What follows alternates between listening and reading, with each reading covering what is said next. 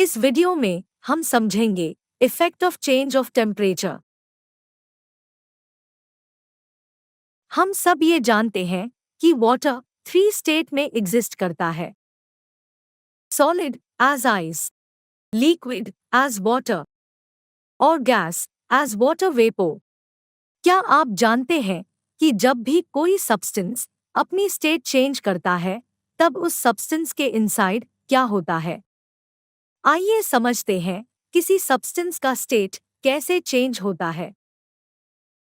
हम ये जानते हैं कि सॉलिड स्टेट में पार्टिकल्स टाइटली पैक्ड होते हैं और पार्टिकल्स के बिटवीन बहुत कम स्पेस होता है।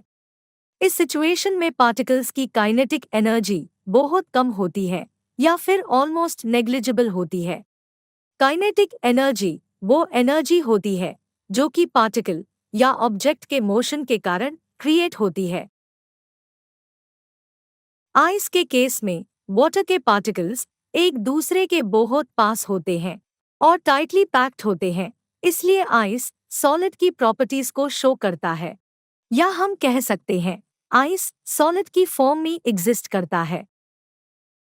अब अगर हम आइस क्यूब को हीट अप करें तो आइस क्यूब का टेम्परेचर इंक्रीज होगा। जब किसी सॉलिड का टेम्परेचर इंक्रीज होता है तब उसके पार्टिकल्स की काइनेटिक एनर्जी इंक्रीज होती है। काइनेटिक एनर्जी इंक्रीज होने के कारण पार्टिकल्स वाइब्रेट करना शुरू कर देते हैं। वाइब्रेशन की स्पीड टेम्परेचर के साथ बढ़ती रहती है। पार्टिकल में हीट एनर्जी सप्लाई होती है। ये हीट एनर्जी पार्टिकल के बिटवीन लगने वाली फोर्स को ब्रेक कर देती है, जिससे पार्टिकल अपनी फिक्स पोजीशन छोड़कर फ्रीली मूव करने लगते हैं। और एक ऐसा स्टेज आता है जहां सॉलिड मेल्ट होना स्टार्ट कर देता है। जिस मिनिमम टेम्परेचर पे सॉलिड मेल्ट होकर लिक्विड में कन्वर्ट होता है उसे हम मेल्टिंग पॉइंट कहते हैं।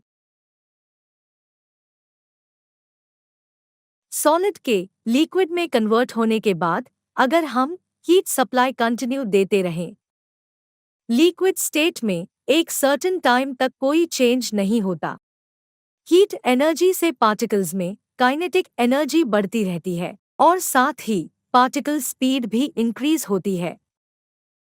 कुछ टाइम के बाद लिक्विड पार्टिकल्स के बिटवीन जो अट्रैक्टिव फोर्स है वो ब्रेक होने लगती है और लिक्विड गैस में कन्वर्ट होने लगता है। जिस टेम्परेचर पे लिक्विड गैस में कन्वर्ट होता है उस टेम्परेचर को हम बॉइलिंग पॉइंट कहते हैं। Thanks for watching. If you like this video, please like and subscribe our channel.